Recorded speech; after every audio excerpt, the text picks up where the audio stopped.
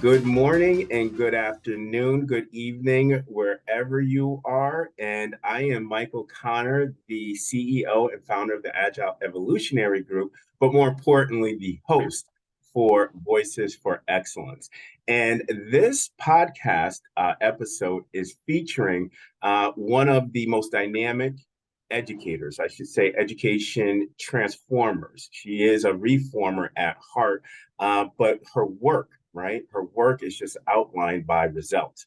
And we're talking about exponential, high level results in a really quick and accelerated time frame. So it is absolutely my honor to have, one of my sisters.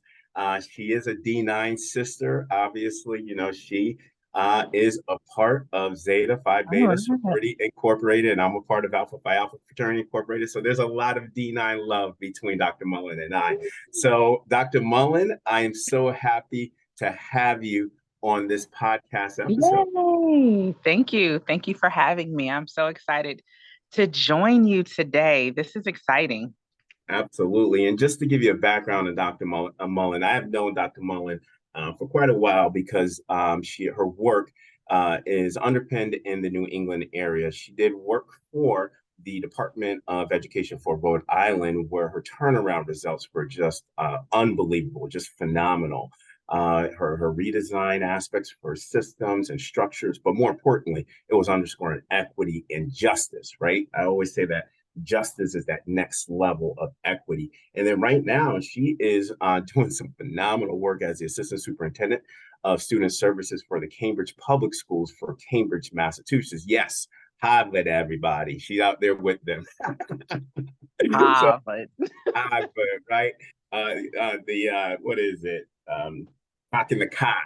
And Mm-hmm. yeah, right. Mm-hmm. So that's where Dr. Mullen is leading her work. And again, wherever she goes, exponential gains and results and outcomes for students. So, Dr. Mullen, we're going to start this fun podcast episode. But I always ask this first question, right? And this is Mm-hmm. from a mutual friend, a mutual educator that we respect, Dr. Tracy Davis. Tracy. Yes, we love her so much. Hi, Dr. Shout out Davis. to Tracy. Yes.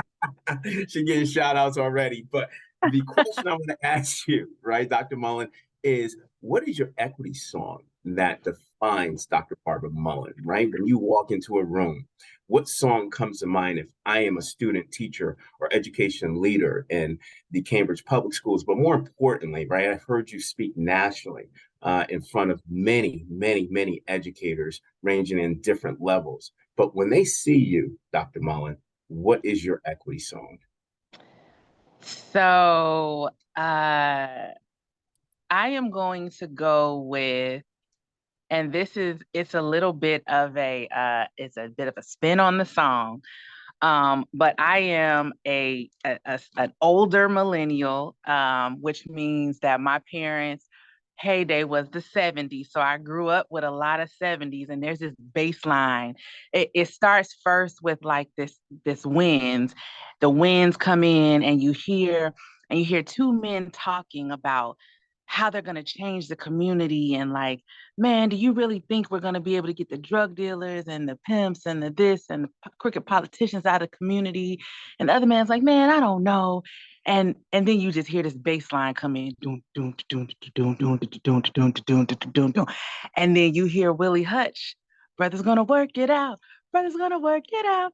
So I changed it to sister's gonna work it out because right, I'm working with some phenomenal sister superintendents, assistant superintendents, aspiring superintendents to really change the face of the superintendency and let them know that sisters are going to work it out. Like Black Mm, women, women of color, women allies, we're going to work it out. Right. So that is my song. And it's got a really, really amazing bass line. So it's just a good song to walk into. You just want to come into a strong bass line like that. Willie Hutch, brother's going to work it out. I'm hearing the song right now, right? I'm writing all this down, and wow, sisters are going to work it out. But Willie Hutch and Dr. Barbara Mullen, woo! I mean, you want to talk about shattering ceilings? You're shattering walls, concrete walls with that. Concrete. But Yes, really, that's it. That's from the Mac too, from the movie The Mac. but Doc, let me go back to this, right? Sisters are going to work it out, right? You said Yeah. Black women, women of color, right? Leaders, right? And this is a subvariant of a question, right? We need to see more representation, right, of Mhm. women of color, right? Black women, brown women that are in leadership roles, but they need to stay in leadership roles, right? What is some of those approaches, right, that or strategies that Mhm. you employ so that now you can continue to work it out despite the hardship and adversity as a Black woman leader? Yeah, so I would say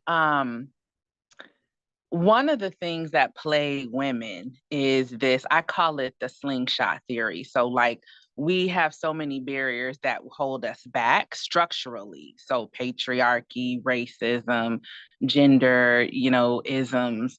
Um, and we feel we have to build our expertise more than anybody else in our male contemporaries or our Black male contemporaries or our other contemporaries with our across identities, so that then when we're in a space, we are like trying to show exactly what we know. We are almost hyper and overperforming. Excuse the camera acting crazy here, but we're overperforming, and so that burns us out. That does not allow us to sustain and do transformation work, which is, while yes, there is some is acceleration needed, the slow burn is really what sees the results. And so that's one thing, right? Just this need to overperform, to overshow our expertise, what we know. The other piece that I've observed is really of this notion that we can't be vulnerable, that Mm, we cannot say we don't know something because it's weaponized against us, that it's not, that we're not going to be able to show our cards. And this work is very political, right? It's election day, and mm, so there are school boards changing across the nation. There are governors changing across the nation, House of Reps across the nation, and we can't be naive in thinking that that does not impact us. So we're always on guard to think about how is the context going to change and how do we need to respond to it. But we also still need to be vulnerable, and we need to be able to say, I'm not clear about this. Explain this to me. Show me this. Help me see your perspective more because I don't understand it. And so sometimes I think it really is about having that coming closer, leaning in, getting more perspective. We often have to take multiple perspectives all the time. It's one of our strengths. But I think from the guise of um, listening to lead and not listening to respond is always a benefit. And these are things that work for anybody, right? But I notice sometimes we feel that superwoman syndrome. Karen White said, I'm not your superwoman, okay? And that is what I tell women. You don't have to be a superwoman. We will work it out, but we'll work it out together. So yeah, we have to lean on our communities. And that's what I would say is sustaining not only to women, but there's this John Henry syndrome for our brothers, and they really need to understand that they can be vulnerable and lean on their communities too. absolutely. Vulnerability, I think that is one of the um, inhibiting masculine type of approach that really not only just from a self-leadership standpoint, right, but from a broad leadership standpoint, that exhibiting vulnerability in the context of the work, in the context of advancing the work, me, I Mm-hmm. want to follow that leader, right? Because I know that leader cares. And, this whole thing of holding it in, not exhibiting vulnerable traits, um, having the leadership as a position, not a disposition, right? And that is Mm-hmm. exactly what you're saying. And I love what you said is listening to lead. Now, I want to kind of segue into the next question, right? Listening to lead, because Dr. Mullen, I'm a fan of yours because here's the thing. I've heard you speak many of times across the country. We've engaged in some really deep, high level conversation around Black students, right?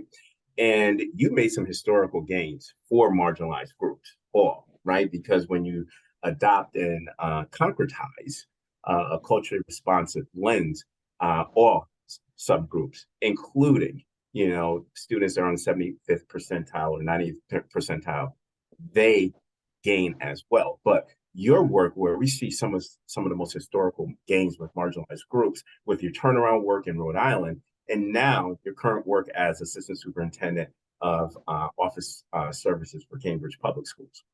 Now, as your work is always grounded in an equity lens. I mean, it's always grounded in an equity lens. That's what I love about you. Everything has to ensure that includes all. But a lot of people don't know what some of those baseline strategies are. So, Mm-hmm. strategies or leadership takeaways, did you learn? I want you to reflect now. Did you learn when you were doing expansive redesign efforts in Rhode Island and Cambridge? And just like you said, the underscore, right, is that you want your sisters, right? Your sisters are going to work and listening to lead. Put it from that perspective, for Mm-hmm. from a gender equity standpoint. That was a lot. So I was like, okay, I got a response. Wait, okay, hold on. There's another You one. know There's how another you one. know how I am, Dr. Mullen, Yeah, right? it's a 10 questions tier, at it's a once. tier question. So what I will say is this. There's a couple of like great catchphrases that people can write down when they are setting, I call it setting direction. So I did some really great work and what I would call what felt a lot like a fellowship at the Center for Leadership and Educational Equity. I took a brief stint outside of district executive leadership consulting and working with school districts in the Department of Education in Rhode Island. And that's where some of the most transformative work happened, and then pivoted back into the turnaround work and some very deep work around setting direction and building capacity to lead, building capacity to monitor progress, building capacity to collaborate, reorganizing systems, and building capacity to teach. Those are the 6 core leadership practices for equity work, right? There's a lot to be said around setting direction. That's the biggest lift as a leader, is where are we going, right? Without a vision, people perish. And so you have to set that and people have to believe it. And then the other piece is, you know, equity is a tide that lifts all boats. So again, to your point, it is, and you'll love this, right? But it's where you start and it's where you finish. It's the alpha and the omega. It's like that's equity is where we begin and it's where we're going. And so I often tell people, I'm going to get in the weeds here. If you're looking to raise your achievement for students and you're going to just what we call move the bubble kids, okay, there's this group of kids. If we just do an extra intervention, if we do an extra a one block, some strategic tutoring, we can push them over the bubble and increase our numbers, then you are not thinking about equity. Mm, Sorry, I know a lot of us like that strategy and it looks good on paper, but you're not thinking about it because that's not the inequity in your system.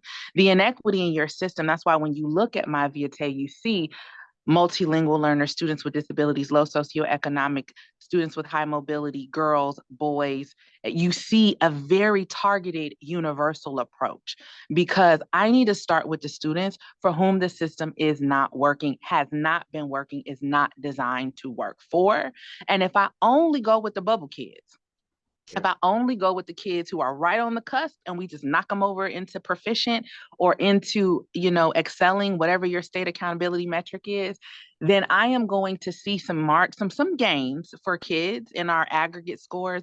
But once I disaggregate it, which every, federal and state policy is moving to looking at that growth disaggregation as an accountability rating, Mhm, you're still going to mhm, be locked out and lucked out because you are leaving a large group of students behind. mhm, And so when you start with the inequity, you start with disaggregated data. I pulled my principals together, my curriculum instruction team together, executive cabinet together, and I started with disaggregated data. And I said, we're not looking at the aggregate because at Cambridge schools, we look like lollipops, sunshines, and unicorns, right? We have a lot, we're Harvard, we have our Harvard professor kids, Russian math tutors, aggregate, we're okay performing mhm, better than the state. But once you break that down, is it okay with you that students with disabilities are at the 21st percentile? mm, That low socioeconomic students are at the 20th percentile, that multilingual learners are in the single digits, it cannot be okay. And so we're starting there because that system redesign is where it goes. And so the last thing I will say is, when you're embarking on transformative work, there is a what I call a different reformula. So I grew up in the age of reform.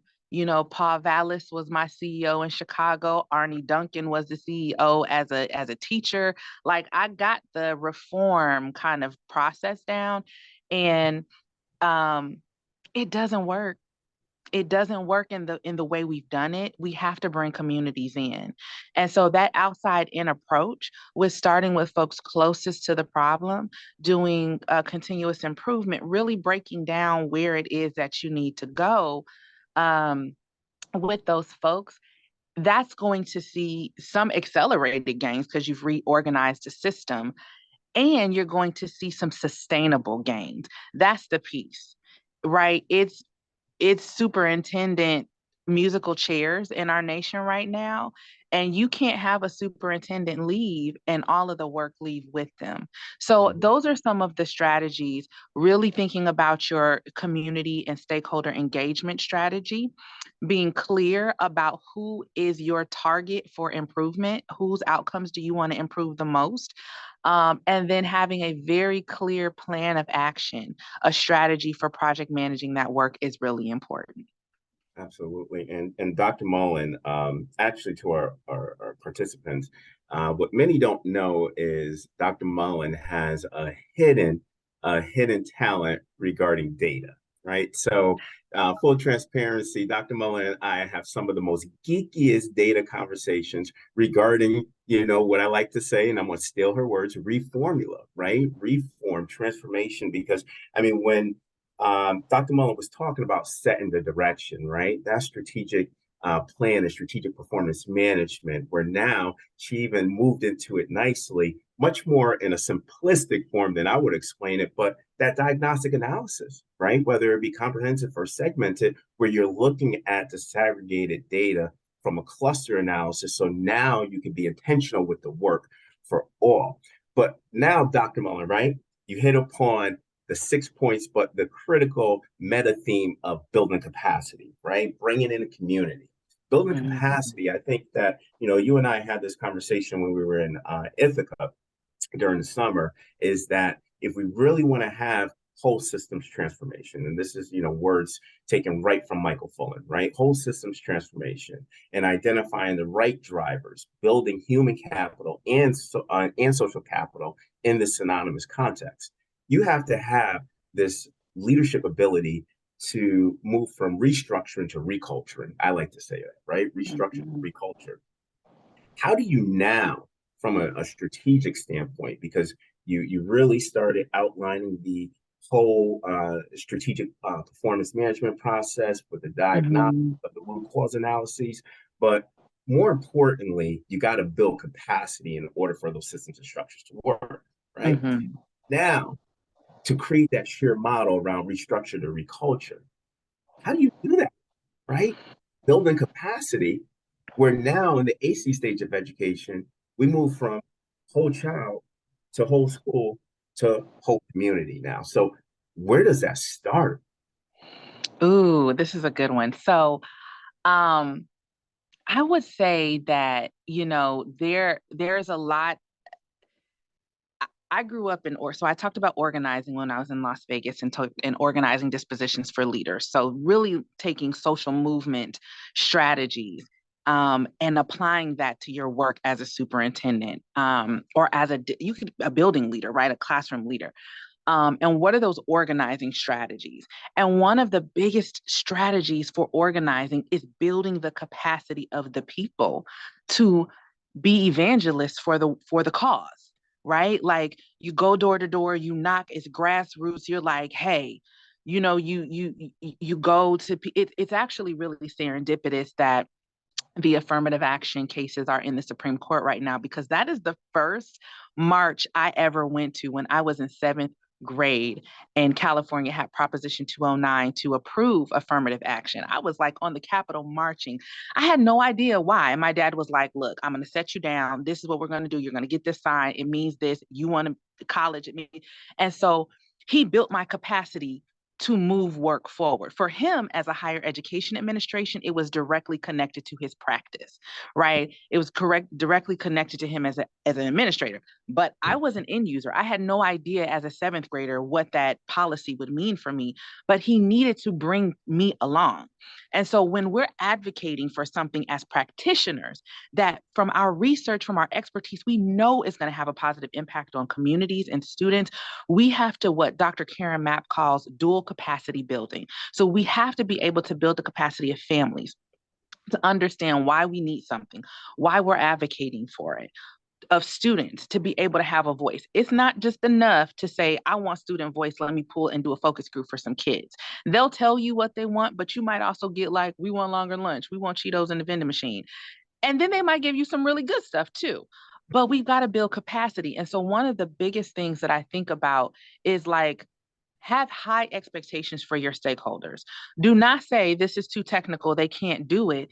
Bring them along. I have had, I do a really great session with another partner called data literacy for caregivers, or developing your, so that's a direct training for caregivers that I provide, or building your data literacy strategy to engage caregivers. That's for district leaders. So how are you thinking about your data maturity model and your data strategy Mm-hmm.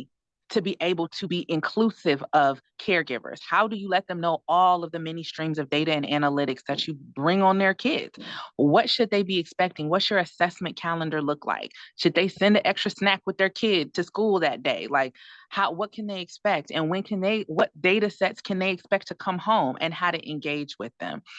How to leverage them as instructional partners. So when they're at a conference, they're not just listening passively, they are engaging in a two-way discourse with educators and teachers, right? Or when they're at stake for losing accreditation as a school district, how do they engage with state politicians, political folks, to really advocate and push forward an agenda that means something to them as parents and as students? And so you're not the only one out there on the ledge by yourself. There's a political impact to it. You're not the only one advocating for these changes. You have a whole community of stakeholders, and more importantly, voters behind you, who are going to be able to move forward a shared vision for schools that is necessary for kids. Absolutely. Wow. And when you talk about, right, the data maturity model, Mm-hmm.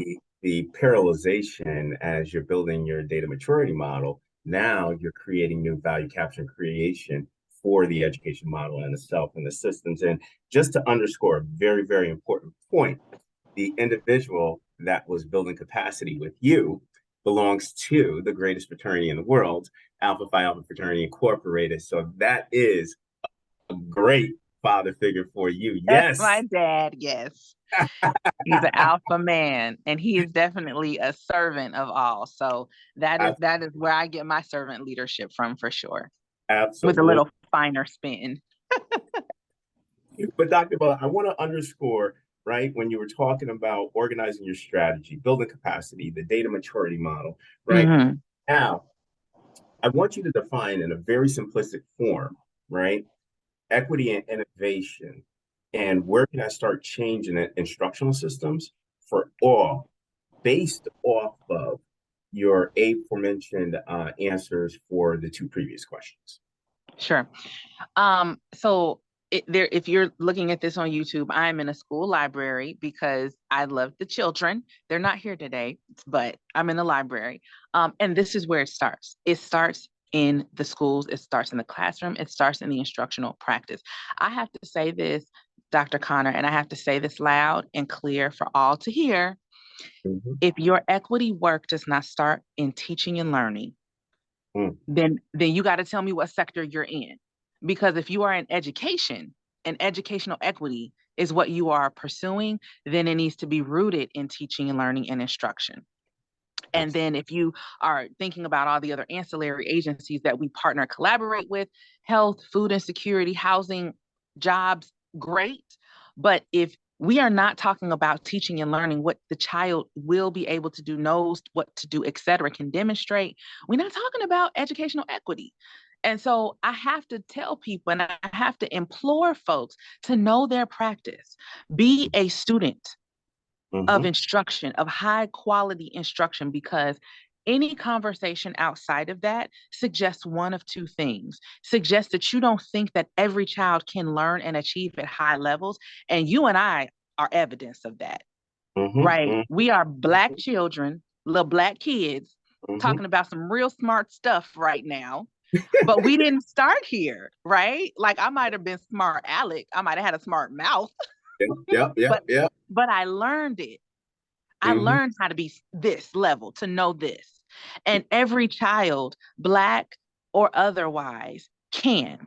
And so we have to have good instruction, and we have to have leaders that know how to lead it, know how to set the conditions, ripen the conditions for it. So when we talk about data maturity, there are these different stages, right, of your data maturity model, that will tell you the diagnostic, the descriptive, the prescriptive, right? What are we hoping the data is going to point us in the right direction to move?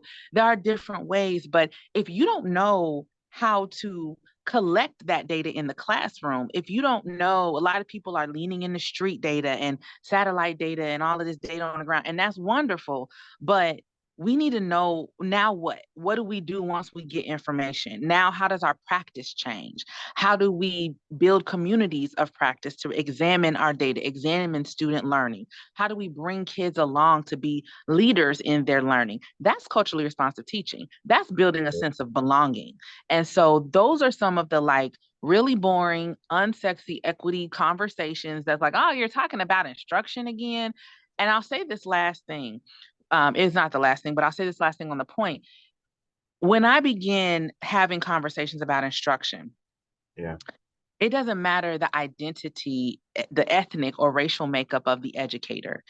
If they are not comfortable with their pedagogical practice, if they're not comfortable with either content or their ability to really challenge children to learn and do deep learning, there is always this pivot from that conversation to, well, but the structure, but the tests are racist, but the curriculum is racist. And I like to tell people, Frederick Douglass learned in a one-room shack. So it's not the curriculum.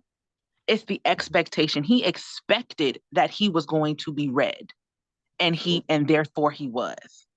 And so what I tell people is when we are challenging educators' identity as teachers, then that's where we have to unpack that work. We talk about identity as being a Black person, a white person, white privilege, being a gender non-conforming person, sexual identity, all these other identities. But we need to help people unpack their educator identities and what does it mean to be able to move children for whom they have been far from educational justice. And teacher efficacy is a really big part. Do you really believe you can do it? If you do, then you will. If you don't, then you won't. Yeah. No, Dr. Mullen, you presented a lot in that, specifically around educators knowing who you are and how we had to navigate through the system, right? And I like to reference, and it's very controversial, Dr. John Abu, right? John Abu's work specifically talks about involuntary minorities versus voluntary minorities. And African Americans are considered involuntary minorities. So we had to forcefully assimilate to the mainstream culture. Mainstream culture is this batch industrialization within the system that we were educated in. And the thing that his theory, and it comes out, right? How do we navigate through these prescriptive structures and systems, right? And Agu's theory goes to this identification, what he called fictive kinship. Fictive kinship is what essentially we have, in quote unquote, in the Black community, we had turned white. We had started to talk white, right? We forgot our home dialect. So this fictive kinship is more on the lines of we completely sold out who we were to be able to align to the mainstream. Now, that research presented a high level of controversy from all theorists, right, across the world. But when we think about now, this level of polarization and politicization in education, specifically, when we now have to understand and ensure that there's a high level of equity, educators knowing who they are, right? How do you unpack that as a leader? Because when we talk about this, right, there's some places you can't bring up the word race. There's some places you can't bring up the word equity. There's some places that Dr. Mullen cannot tell her story and her journey of how she got to where she is at the tables. Same thing for myself. But now, how do you break those barriers if we know those inhibiting factors exist? Hmm. Well, I want to double back to fictive kinship really quick Ooh, because okay, come on, I another geek think session. I think so. Here's the thing. I got excited because I think I came into that theoretical framework a little later into it. Mhm, Because there has been, and I've done a little bit of research, and this kind of answers the question in a roundabout way. A little bit of research around college persistence for students, right? College persistence, college attrition, and how does it work for like first gen students and Black students and dreamers and all of these other students that are marginalized in certain ways. And so fictive kinship came up as actually an anecdote to it. So mhm, being able, and then, Catherine Lee has a book about kind of immigrants and fictive kinship and trying to keep families together through the immigration process. And the relationships that you make in very tumultuous and traumatic circumstances. And I don't know about you, I'm not a first generation college student, but for some of my peers and colleagues, um, it can be traumatic coming mhm, into a situation where you are the first mhm. and you're marginalized and you have no prototype for success for Yeah. you. Um, Being the first Black superintendent of a district, it can be a traumatic experience, right? In a community that there's no prototype. And so you look for these fictive kinships, as Catherine Lee has defined them, to to carry you along, to be your family, because your own family has not gone there before. And so that's where you actually have, that's what we keep coming back to, our Greek, right, families, because those are our fictive kinships that we've created to sustain us in this like very wilderness land that we've never experienced. And so back to your question of thinking about sustaining in the work and thinking about how do we press against these two identities that we have to carry. Paul Laurence Dunbar is another poet whose work I often reference when I talk about being a woman or a Black woman or a Black person in these new frontier spaces that we're trying to diversify. He talks about the duality, and we wear the masks, right? We wear the mask that hides our eyes, shades our hearts, and grins and lies. And it really is about how you have to have this code switching, but your kinships, building that community of people where you can let your authentic self come through sustains you. It Yeah. sustains you in the work. And then it also gives you permission to slowly but surely bring your authentic self to the field.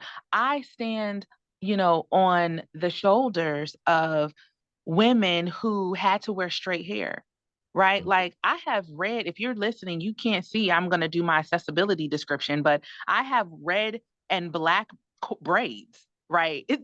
Like Mhm, braids in mhm, my hair. That was mhm. never a thing. I have a nose ring. Like, any given day, my arms rolled up, you might see a tattoo. Like, these are all things that millennial Black women would be like, you will never get a job and be taken seriously if you can't do those things. But because we started to create those kinships, we started to really have conversations about the context and the work in a real way and see changes. We started to give ourselves permission for us to bring our authentic selves to the space and sustain it. And then the next wave, Dr. Connor, of what happens is then we give our students permission to bring Absolutely. their authentic selves to the space and have those conversations that are very difficult because we know we have those kinships behind us. Um, I guess, which is kind of the next iteration of that theory. Yeah, yeah. Look, I mean, wow. I mean, this is why I love talking to you, Dr. Mullen, because we get to talk about data, analytics, big data, and literature and theory. There's nothing better than that. But I want to underscore something with you, and we're going to talk later because I want to get into that fictive kinship conversation with you outside of the podcast. But just for time purposes, right? Being the first, I was the first Black superintendent for my district. Obviously, going into that space, there is a level of trauma, and then because the low levels of understanding of being a Black man superintendent, walking into a central office that did not have not one African American or brown person there. So, that's a really heavy lift for somebody. But when you see the Dr. Mullins of the world, when you see the Dr. Tracy Davises of the world, right? You see women that are shattering, right? Shattering glasses for other Black and brown females, as well as, you have Black leaders out there, when you have the Bob Runcies of the world, what he experienced, right? Yeah. When we see some of what the superintendents are experiencing across the country, Black superintendents as well, we're building a strong foundation for the next level of leaders. Now, when I'm talking about the next level leaders is Generation Z and Generation Alpha. By the time Generation Z and Generation Alpha, right? Generation Z represent 48% of Black and brown students. Those are our high school seniors, first year of college, all the way down to about grade 5. Grade 5 is Generation Alpha, where 50% are Black and brown, and 1/3 of that generation come from non-traditional households. So by the time they come up and become the leaders, the next leaders of the world, we've already created that foundation, the shoulders, right, for them to carry on, right? So now when you think about that, we're seeing that the education entities are becoming more diverse, right? You see that there's a strategic focus on how we can lament equity and justice work beyond the BC stage of education. But culture responsive, right? Culture responsiveness is becoming more of, I like to say, education fad. We like to say that we're doing it, but in reality and practice, we're not seeing the academic, social, operational return on investment via qualitative or quantitative metrics, let alone seeing the system change in itself. But as a leader starting this journey to democratize equity for Generation Alpha and Generation Z, where now you, Dr. Mullen, are setting the next level shoulders for this generation to be successful. How can you build a coalition of shoulders? You, women like Dr. Tracy Davis, right? How do we now build those shoulders where we can start reimagining the model to be culturally responsive and set up Generation Z and Generation Alpha for success? So I love to think about intergenerational work. And I work with an organization, a youth leadership and youth development organization in Rhode Island that is solely around, right, youth voice, youth leadership. And I love to think about intergenerational spaces. Hate to keep bringing it back to the Greeks, but that we're a prime example of that, right? We're all, 100 years old, just about. And we could easily be sitting in a meeting with somebody who is almost 100 years old. Like they could literally be in their senior twilight years. And I have found so much value in sitting at the feet of my own grandparents who are no longer here, but I learned a lot from them. And then also just sitting at the feet of elders in my community in any space. And so we have to, one, continue to create spaces where there are intergenerational conversations. So it's not, and that you talk about traditional families. The traditional family structure could be a nuclear mommy, daddy, whatever dog, but that is not, for many reasons, what families look like. But the thing that actually makes the most, there was just some research that came out from AARP. I mean, they're not a good research body, but this is what it is. That, children who children who grow up with grandparents in their lives achieve higher, have a stronger sense of identity, a sense of self and self-esteem. And so it doesn't have to be your me, mom, papa. It could literally just be an old person down the street. It could be a person at your place of worship, your faith, like, a senior that you go visit on the holiday. So creating opportunities, it could be what we like to do in some of our districts, like books with seniors or a senior prom, right, where you go and the seniors in your high school go and dance with the seniors at the community center. So creating any opportunity, if you have an improvement community, like you're doing steering community for your school improvement dollars, go grab some of them seniors, child, because they was here for the last 7 superintendents and they could tell you exactly what happened.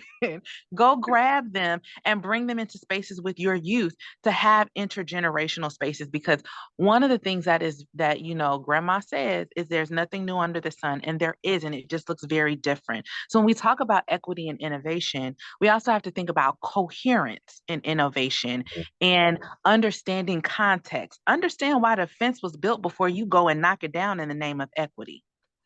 Right? Because it might have been keeping something in that you don't have the institutional knowledge to understand why it's there. It may not be the best fence, and it may even be creating barriers, but learning that context. So that intergenerational space will provide context. Youth and children have the fire, they have the fury, and baby, they got the energy. Okay, Yes. they can keep going, but they don't have the context.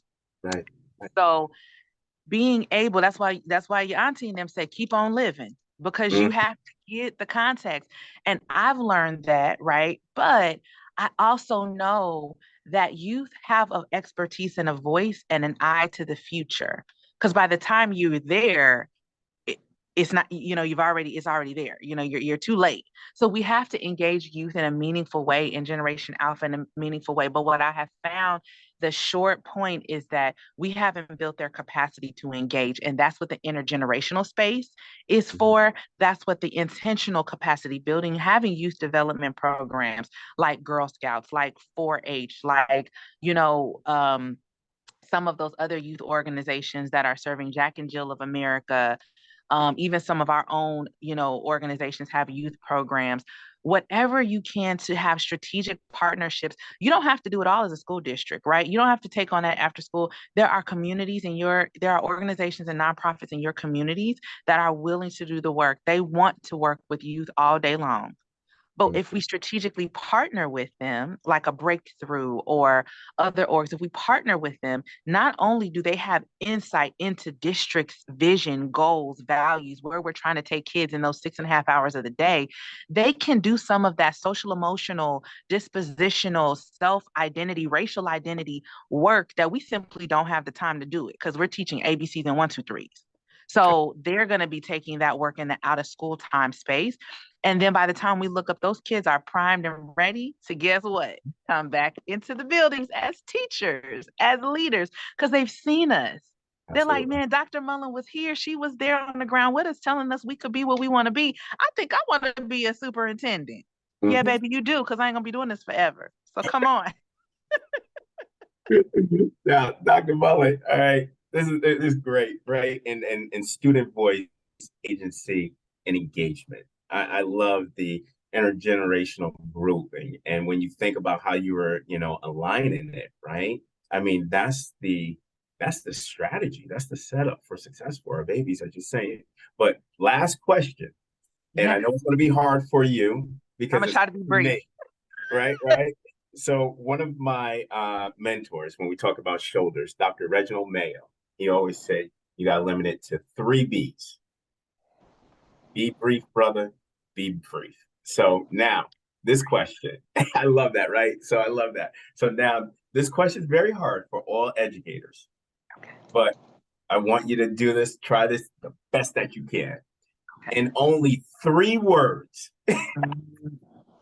in only 3 words, what do you want to leave as a lasting point for leadership with all of the participants here for today's episode?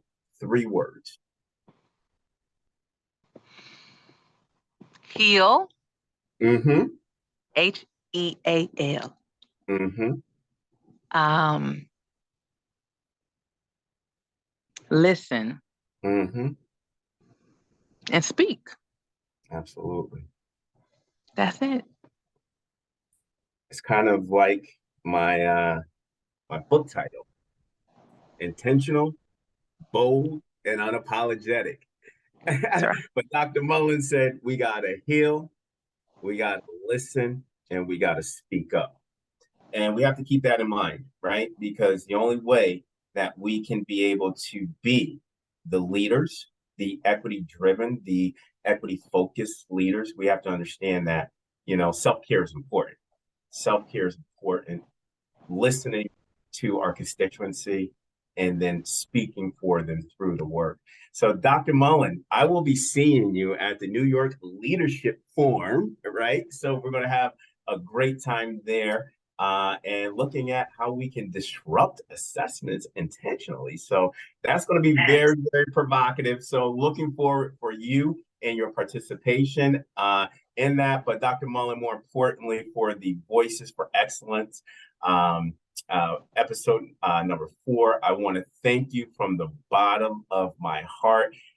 Sister, friend, it is just absolutely an honor to have you here today. Thank you, Dr. Connor. I'm so excited to have been 4. So thank you. That is wonderful. It's such a great time. Absolutely. And I look forward to seeing you. You will be able to see Dr. Mullen, who will be at the 50th annual NAPSI conference. So please, if you see her, pick her brain, pull her aside, email her. She'll even give you her telephone number to text her because that's how important leadership is to her. So thank you, everybody, for tuning in. I look forward to seeing you at the next episode. Onward and upward, everybody. Have a good day.